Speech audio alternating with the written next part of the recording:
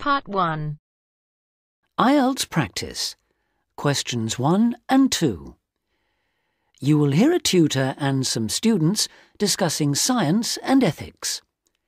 You should answer the questions as you listen because you will not hear the recording a second time. Listen carefully and answer questions 1 and 2.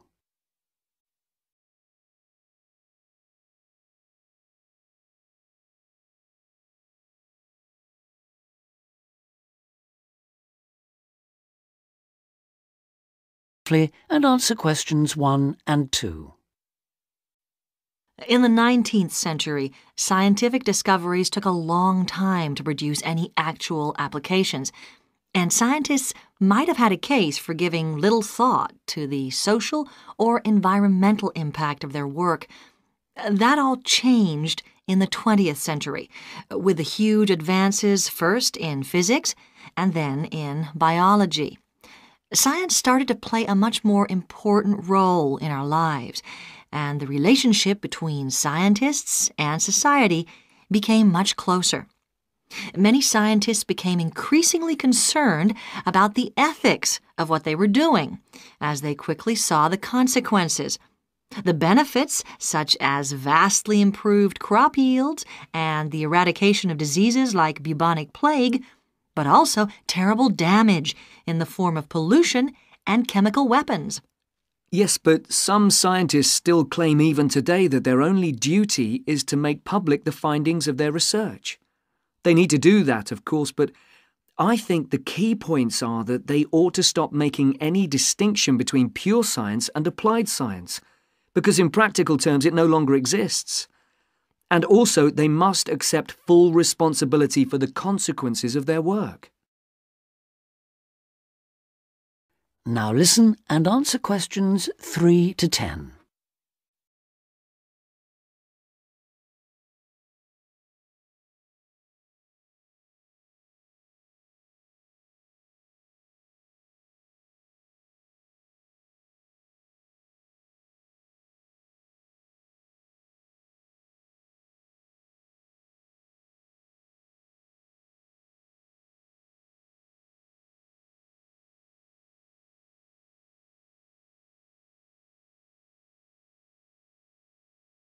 Now listen and answer questions 3 to 10. Let's explore that last point a little further. How can scientists put that responsibility into practice? By educating the public, particularly through the media and at the workplace. Another thing they must do is advise on what might one day go wrong as a result of what they're coming up with now. That seems essential.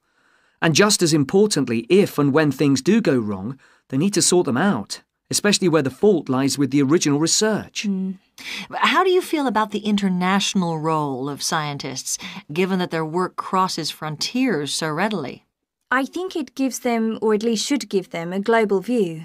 In this respect, some of them are better placed than many politicians to see how new discoveries are likely to affect particular parts of the world. But will the politicians listen? Probably not. But I'm not suggesting getting involved with politics or politicians. Much better to raise the public's awareness of scientific issues so they can put the pressure on at election time. There's a problem here, though, isn't there, with the way the public sees scientists? They're all either mad or bad. That's something they need to work on, definitely.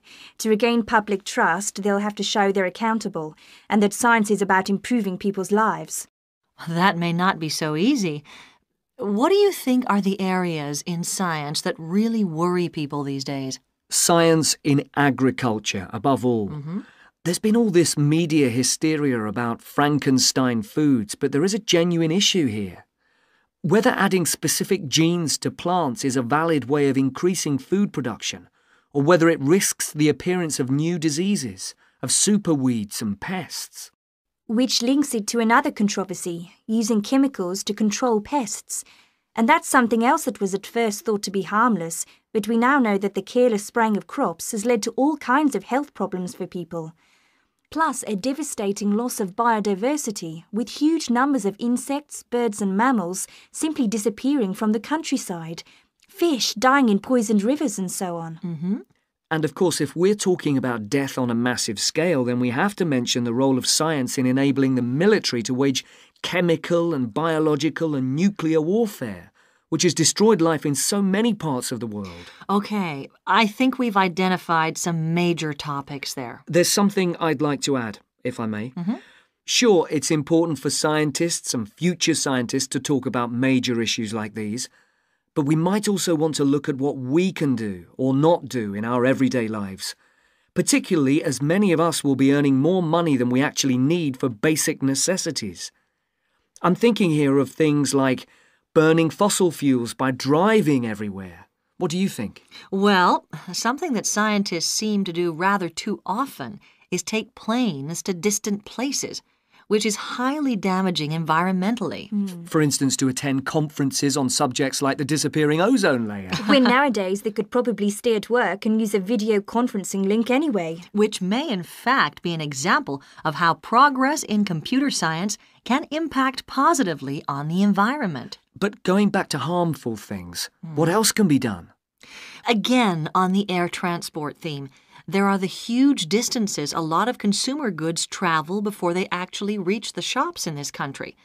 This seems another extreme waste of energy, especially if much of what is being produced and carried is packaging. Perhaps it's worth shopping for more locally produced items.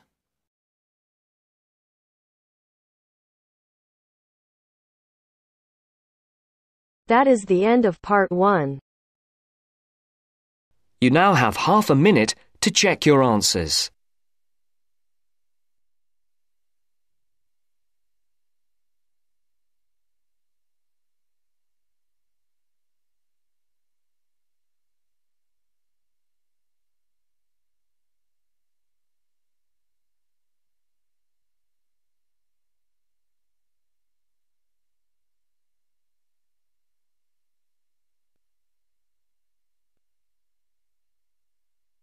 Now turns to part 2.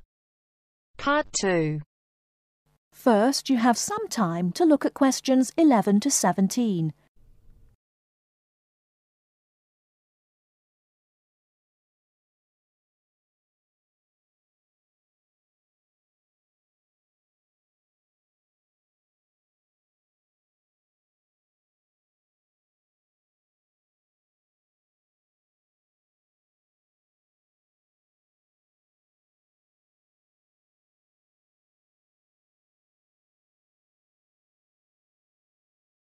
Now, listen carefully and answer questions 11 to 17. Hello, and thanks everyone for coming here today. I know it's always a bit stressful going for a job interview, but it's best to be prepared. For any of you who may not know me, my name is Fiona Ogilvie, and my job is to offer guidance and support for students with special needs. Now, you wouldn't be here today if you weren't interested in finding a job in the holidays. So let's get down to it and see what things you need to be looking out for. Most of you, I hope, will be applying for jobs with the companies that have been recommended by the university. The reason for this is that we here at the university already know these companies and have established good working relationships with them. I've also been to visit all of them and checked out the facilities they have to offer. You really need to make informed choices when you're looking for a job and make sure you know before you even get to the interview stage that your needs will be met. But I know that some of you are applying for jobs independently and have looked at companies outside the university recommended list. So for you, it's best to plan ahead and be aware of what it is you may need while you're working. Things that you need to check when you go for an interview are there enough toilet facilities and are these easily accessible? Also, you want to check that all the public areas inside the building are barrier-free, so you can get direct access to these public spaces whenever you need to. And ask about ramps into the building so you know how many there are and where they are located. These kinds of things are so much more difficult to sort out when you've started work, as they take time. But ramps are an absolute must, so please make sure you know where they are. Another thing you must make sure of is that the lifts have the correct lowered control panels. Ask if all the lifts have this facility or if it's only certain ones. Now, something I think that is often overlooked is working hours. What you want to make sure of is that you get flexi time. This basically means that your working hours are flexible and you can clock on and clock off in times that suit you. Within reason, of course. Most companies do recognise that it takes much longer for someone in a wheelchair to get on and off buses and trains. Public transport can take that much longer, so you need to be organised and prepared. And for those of you lucky enough to own a car, check how many disability parking spaces are available. Remember that it's your right to have a disabled parking space. These also need to be near enough to a wheelchair accessible entrance or ramp.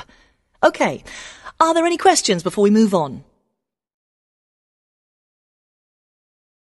Before you hear the rest of the talk, you have some time to look at questions 18 to 20.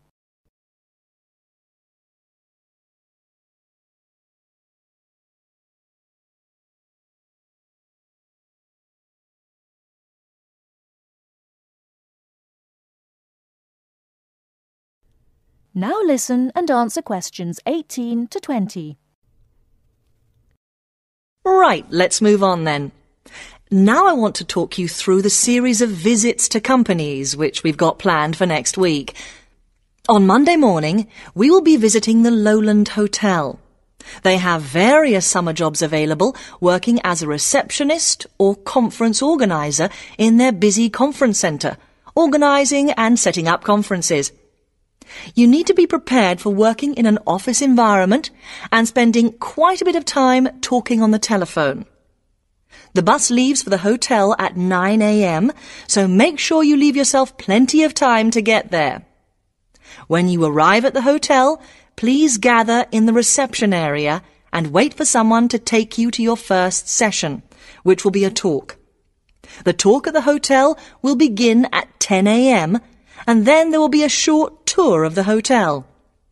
There will be a light lunch provided, which is usually salads and sandwiches. The next place we'll be visiting will be on Tuesday afternoon. We'll be going to visit a little local company that makes handmade paper and cards. For those of you studying art, this may be just what you're looking for. We'll be taken on a tour of the company which lasts 3 hours. The tour will start at 3:30 p.m. and after that you'll have a chance to meet some of the staff. Tea and coffee will also be provided.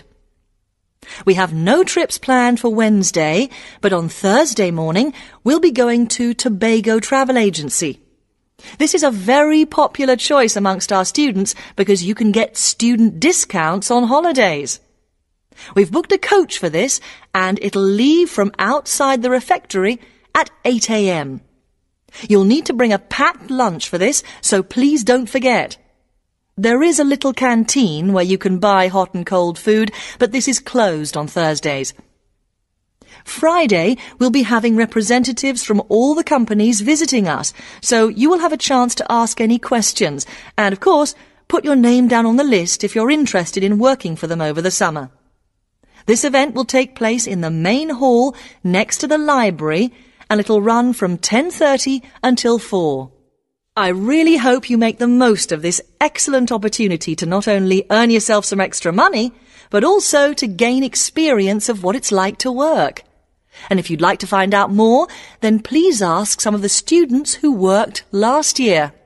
They're all wearing green badges and will be happy to speak to you afterwards. That is the end of part 2.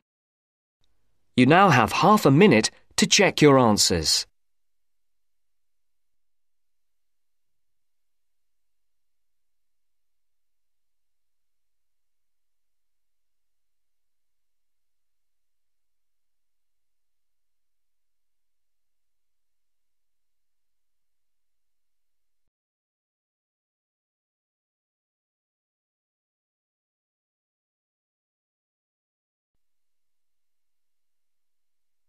Now turns to Part 3.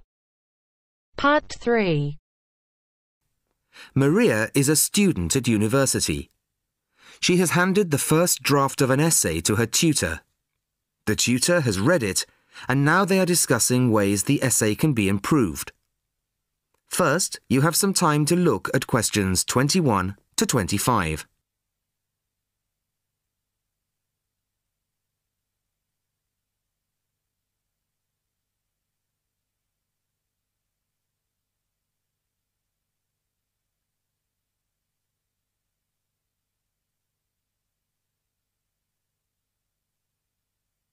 Listen carefully to the first part of the conversation and answer questions 21 to 25. Well, Maria, I have to say I was quite impressed by your essay. It's a big improvement on the last one. Really? I'm glad. I put a lot more work into this one. I really spent ages on it. And it shows. You've addressed most of the problems I pointed out last time. In particular, the style and language are much more appropriate for an academic essay. So that aspect is okay? Absolutely. If you carry on like this, you shouldn't have any significant problems in that department. That's a relief. I've been quite worried about that, although I've been reading a lot of other essays to try to get the right style. Well, I'd say you've been successful. There are just one or two minor things you could look at. Your punctuation's quite basic. It's really just full stops and commas. And parentheses. Brackets? Yes, brackets if you prefer. In academic writing, these are best used only occasionally, if at all. You use them rather too often. Okay, I see. And I'm sorry to mention it, but your spelling. I know. But I'm working on a foreign computer. The spell checker doesn't work for English. Are you sure? Have you tried changing the setting to English? No, I haven't. Well, I should see if that's possible. I haven't marked you down this time, but, well, some of my colleagues are a bit old-fashioned about spelling. I'd try to get that sorted out if I were you. Okay, I understand. I'll try to change the setting. Before you hear the rest of the conversation, you have some time to look at questions 26 to 30.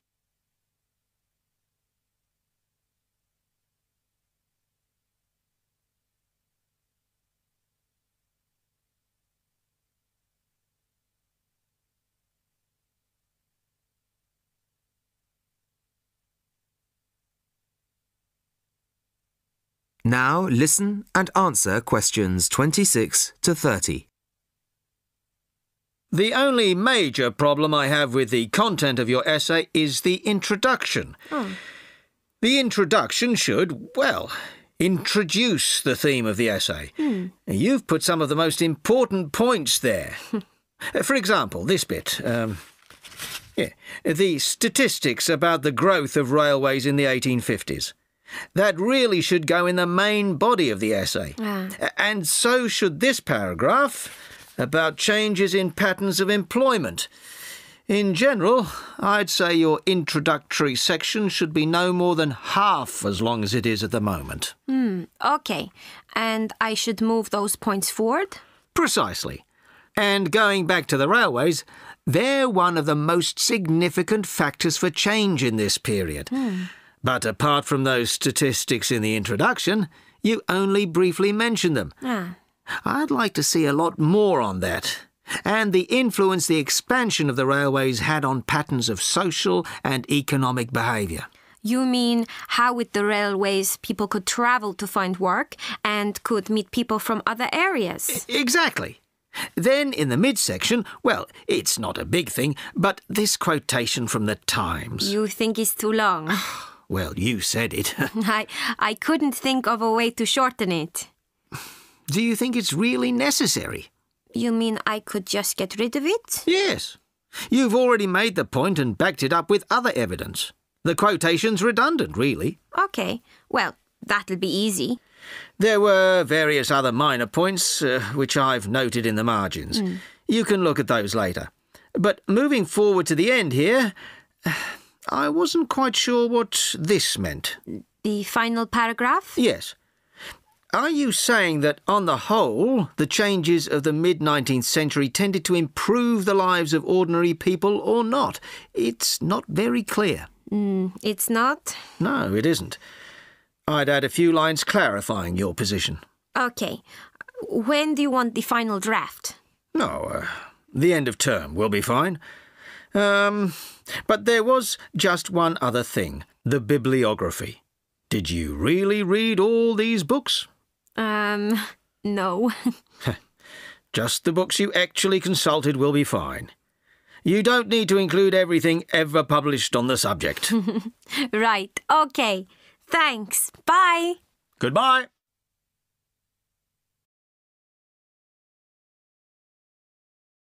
That is the end of part 3.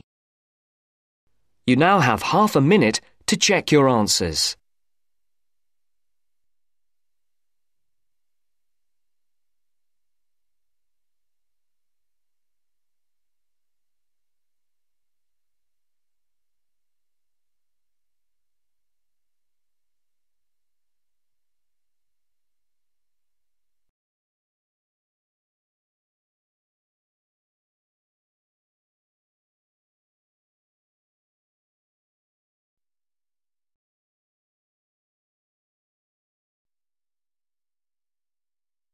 Now turns to part 4.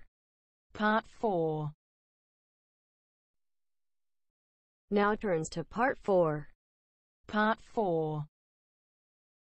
Well, it's the beginning of the digital age, and technology is all set to completely revolutionise the way we watch TV, videos and DVDs and play computer games at home. First, you have some time to look at questions 31 to 40.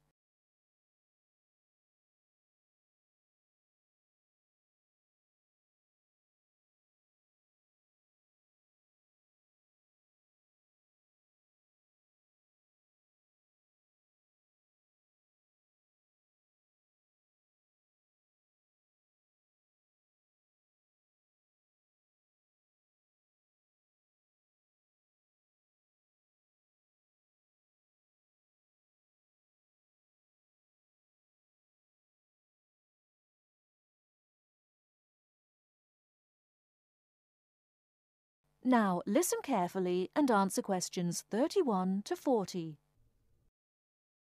Well, it's the beginning of the digital age, and technology is all set to completely revolutionise the way we watch TV, videos and DVDs and play computer games at home. Here to tell us more about how we will be spending our leisure time at home in future is Anna Zabel. Hello. Yes, there will be huge changes in the way we use television, radio and new media in future. By this I mean we will be able to do what we want, where we want and when we want. The result is that our homes will increasingly become home theatres, and all our entertainment at home will be available at the touch of a button. Now, most home entertainment these days is delivered over wires, but this is changing thanks to high-speed broadband. Downloading will become easier, and studios will eventually release movies, songs and video games directly to the consumer. So, for example, instead of a film opening on the big screen and eventually appearing on television, video and the internet, it can appear in all formats at once. This means that we will have more choice and control over the media we use. So, how will we use this media in our homes in future? There will be big changes in how we watch video and television. Several research groups and companies are trying to add depth to TV and other video displays in the form of a third dimension. So television and video screens will have depth. What do you mean by depth exactly? Do you mean 3D, like a hologram? That's right. When we say that a hologram has 3 dimensions, it means that we can see not only up and down and left and right, but forwards and backwards too. When we talk about dimensions, we call forwards and backwards depth. So when we say that a hologram has 3 dimensions, it means we can see up and down and left and right, just like a picture or photo. But we can also look into the hologram because the image it contains has depth. So instead of watching films on a flat screen, we will be watching them in 3D. Absolutely.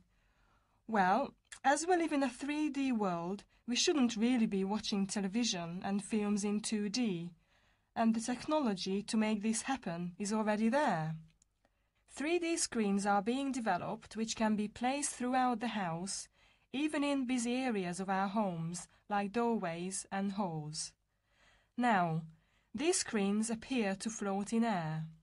So in the future, 3D holographic images will be sent into our homes and we will be able to experience the action as if it is taking place right in front of our eyes. So, the action won't just look real, it will be real. Incredible! How does this technology work?